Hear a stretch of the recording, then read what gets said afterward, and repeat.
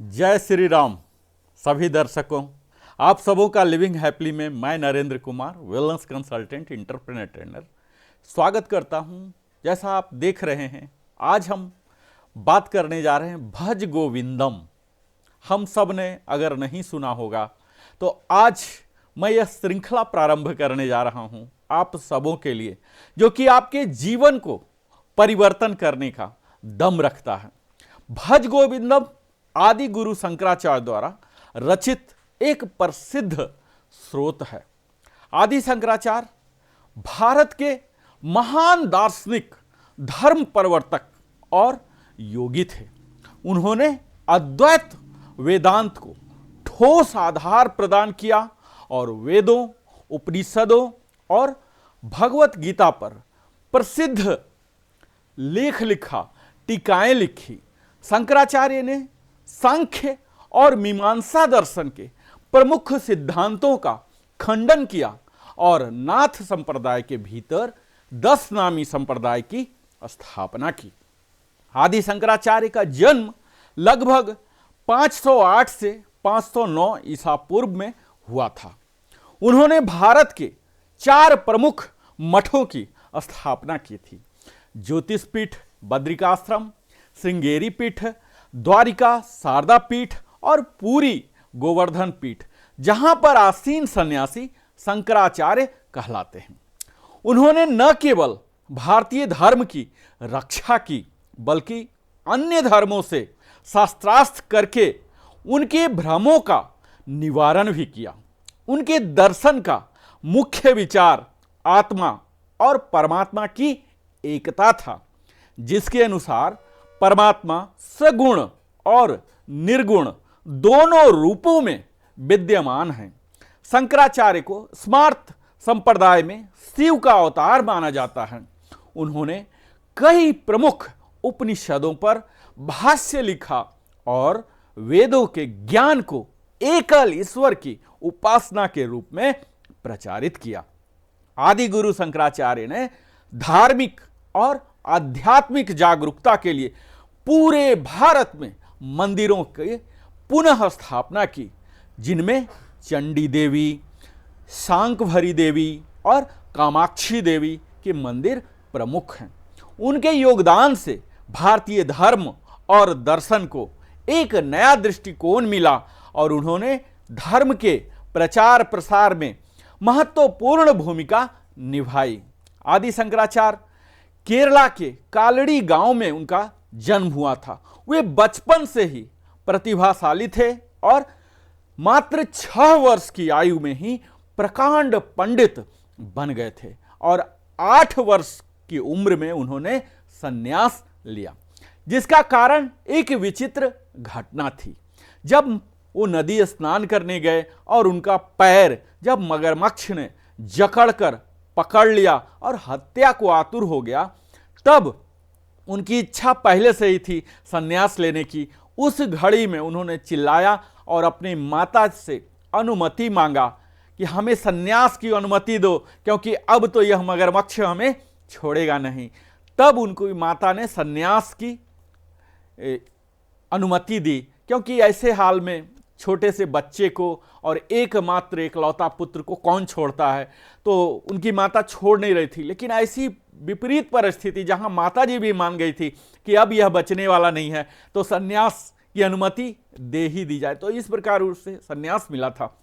और इस भज गोविंदम की अगर बात की जाए तो शंकराचार्य क्या हुआ था, एक बार काशी में अपने शिष्यों के साथ भ्रमण करने गए थे, शास्त्रार्थ किया और वहां मंडन मिश्र को परास्त किया था। फिर उन्होंने बौद्ध धर्म को मिथ्या साबित कर वैदिक धर्म का प्रचार किया। मात्र 32 वर्ष की आयु में 475 ईसा पूर्व में उन्होंने केदारनाथ के पास शिवलोक को प्राप्त कर गए। भज गोविंदम, जिसकी आज मैं बात करने जा रहा हूं, जो कि श्रृंखला आपके सामने मैं नरेंद्र कुमार प्रस्तुत करने जा रहा हूं, जो कि मूलतः 12 पदों में सरल संस्कृत में लिखा गया है। इसे द्वादश मजरिका भी कहा जाता है। इस स्रोत में शंकराचार्य ने संसार के असारत्व को समझाते हुए भगवान श्री कृष्ण, जिसे गोविंद के नाम से भी जाना जाता है, कि भक्ति का महत्व बताया है। भज गोविंदम के अनुसार संसार का मोह और भौतिक इच्छाएं नश्वर हैं, जबकि भगवान का नाम ही शाश्वत और परम सत्य है। शंकराचार्य ने व्यक्ति को केवल भौतिक और सांसारिक ज्ञान में समय न बर्बाद करने का उपदेश दिया, बल्कि वे यह भी कहते हैं कि सांसारिक वस्तुओं के प्रति मोह और तृष्णा को त्याग कर भगवान की भक्ति करनी चाहिए। इस कारण इस स्रोत को मोह मुग्धर यानी कि भ्रम नाशक भी कहा जाता है, क्योंकि यह जीवात्मा के भ्रम और सांसारिक मोह को नष्ट करने वाला है। शंकराचार्य का संदेश है कि मृत्यु के समय सभी अर्जित विद्याएं और सांसारिक सफलताएं काम नहीं आएंगी। केवल भगवान का नाम ही व्यक्ति को आत्म साक्षात्कार और मुक्ति की दिशा में मार्गदर्शन कर सकता है। इस भजन की रचना से जुड़ी एक प्रसिद्ध कहानी है।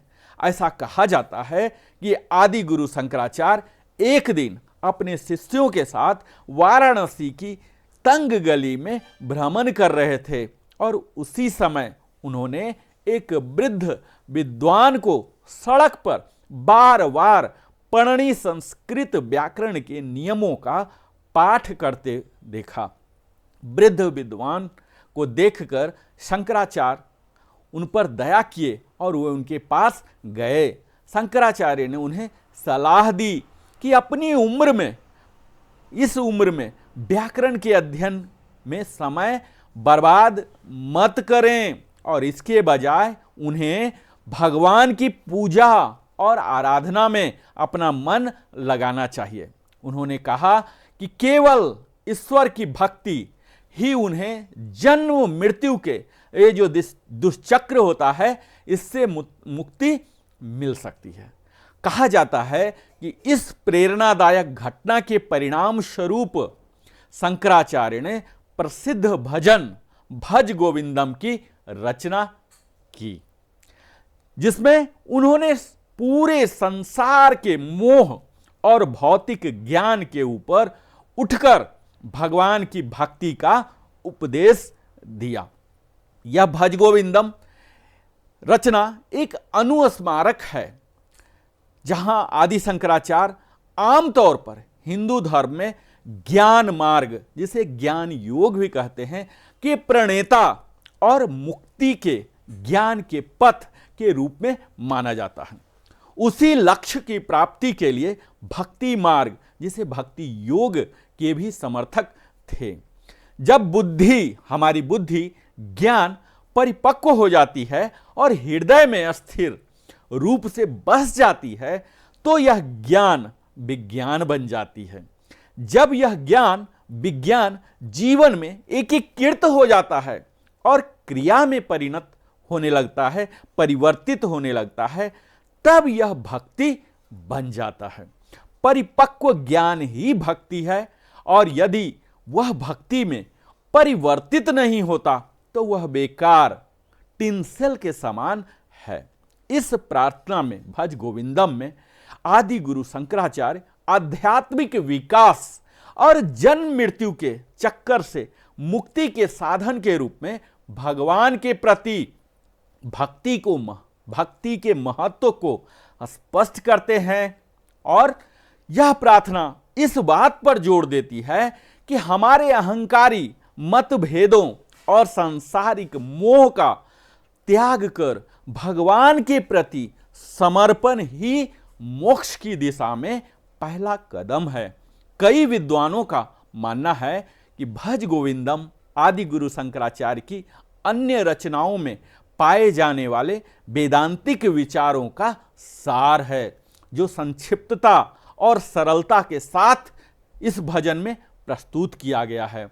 इस भज गोविंदम में सर्वोच्च भगवान श्री कृष्ण के पहलू में सर्वशक्तिमान का आह्वान किया गया है और इसलिए यह केवल श्री आदि गुरु शंकराचार्य के अनुयायियों के बीच ही नहीं बल्कि वैष्णवों और अन्य भक्तों के बीच भी अत्यधिक लोकप्रिय है।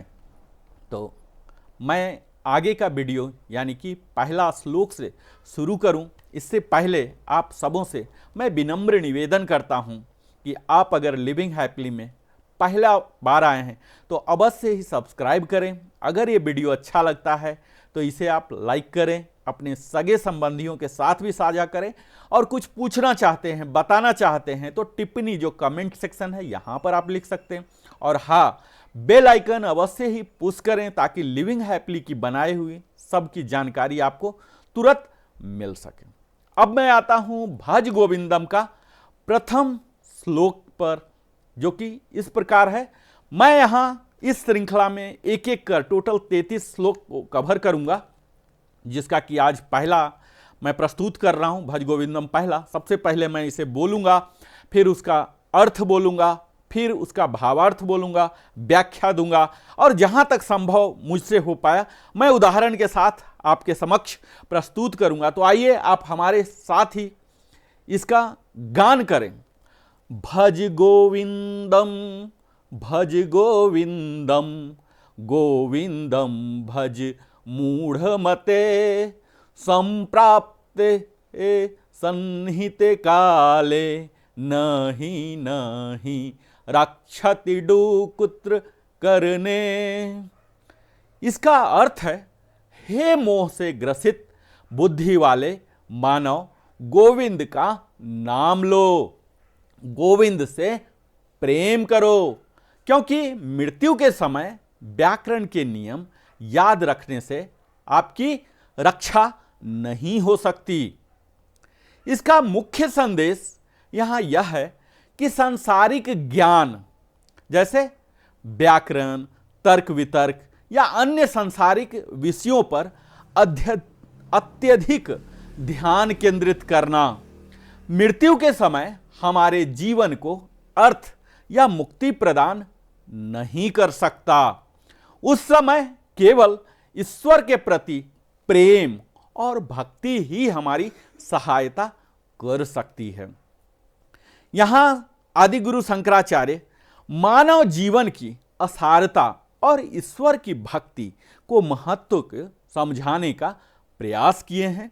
मानव अक्सर सांसारिक गतिविधियों और ज्ञान में इतना ज्यादा उलझा रहता है कि वह अपने जीवन की असली उद्देश्य को ही भूल जाता है, जो कि क्या है मूल उद्देश्य? तो यह है आत्मज्ञान और मोक्ष। मृत्यु के समय सांसारिक ज्ञान या कोई भी भौतिक उपलब्धि हमारे रक्षा नहीं कर सकती। केवल भगवान गोविंद का नाम स्मरण करना ही और उनके प्रति सच्ची भक्ति ही हमारी आत्मा को शांति और मुक्ति प्रदान कर सकती है।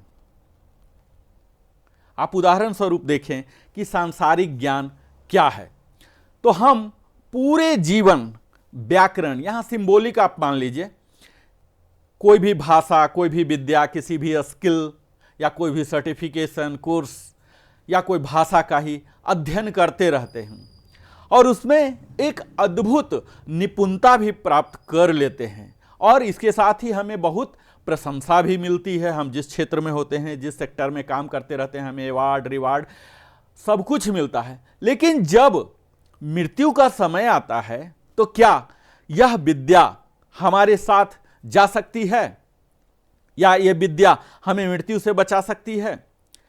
उसकी विद्या हमारे आत्मा के शाश्वत सुख या मोक्ष प्रदान नहीं कर सकती।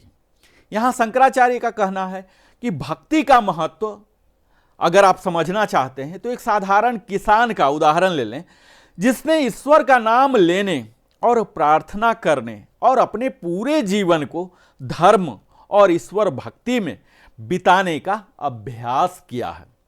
मृत्यु के समय वह किसान शांति और संतोष महसूस करता है। उसकी भक्ति उसे ईश्वर के निकट ले जाती है और वह पुनर्जन्म के चक्र से मुक्त हो जाता है। यहां संदेश क्या दे रहे हैं? संदेश पर अगर बात करें तो ये जो सांसारिक ज्ञान है और उपलब्धियों का उद्देश्य केवल भौतिक संसार तक सीमित है। अगर आप बहुत पढ़े लिखे हैं, बहुत विद्वान हैं, स्किल्ड हैं, बहुत सारे कोर्सेस किए हैं, डिग्रियां हैं, सर्टिफिकेशन है, तो आप ज़्यादा से ज़्यादा ईएमआई भर सकते हैं, ज़्यादा से ज़्यादा संपत्ति अपने संतानों के लिए एकत्रित कर सकते हैं, इकट्ठा कर सकते हैं। पर ये सब भौतिक संसार में जो हम इकट्ठा करते हैं, यह हमारे आत्मा की शक्ति, शांति और मुक्ति के लिए पर्याप्त नहीं है। अगर हम वास्तविक में चाहते हैं कि हमारी आत्मा की शांति मिले, मुक्ति के लिए ईश्वर भक्ति और साधना करना पड़ेगा। जीवन में हमें ऐसा संतुलन बनाए रखना चाहिए, शंकराचार्य का कहना है, कि जिसमें सांसारिक कर्तव्यों के साथ आध्यात्मिक विकास भी हो। और ऐसा न हो कि हम आपाधापी, जो आज कियोस्क लाइव आप देख रहे हैं, इतने आपाधापी में हो जाएं कि स्वयं के लिए, अपने शरीर के लिए, अपने मन के लिए, अपने आत्मा के लिए आध्यात्मिक विकास की ओर हम कार्य ही न कर रहे हों, सिर्फ धन धन धन के कर रहे हों। तो यहाँ प्रथम श्लोक में आदि गुरु शंकराचार्य का जो अर्थ है, जो आप कह सकते हैं यहाँ है कि गोविंद का नाम लो, भज गोविंदम का मूल अर्थ, यहाँ केंद्रीय भाव यही है इस श्लोक में कि जीवन के मूल उद्देश्य को हमें पहचानना है। इस पर जोर दे रहे हैं क्योंकि ईश्वर के प्रति जो प्रेम है, भक्ति से हमारा जीवन सार्थक हो सकता है। तो यहाँ आपने द्वादश मजरिका, जिसे मोह मुग्धर भी कहते हैं, यह मुग्धर हमारे मोह को तोड़ता है, सारे तरह के कष्ट का निवारक है। इस भज गोविंदम का आप पाठ कर सकते हैं और हमारे साथ आप निरंतर बने रहते हैं, अपने जीवन की बहुमूल्य समय हमारे साथ लगाते हैं। तो इसलिए मैं नरेंद्र कुमार, वेलनेस कंसल्टेंट, अपने हृदय की गहराई से आभार प्रकट करता हूं और फिर मिलता हूं दूसरे श्लोक के साथ, फिर दूसरे दिन। तब तक बहुत बहुत धन्यवाद हमारे साथ बने रहने के लिए। फिर मैं मिलता हूं। जय श्री राम।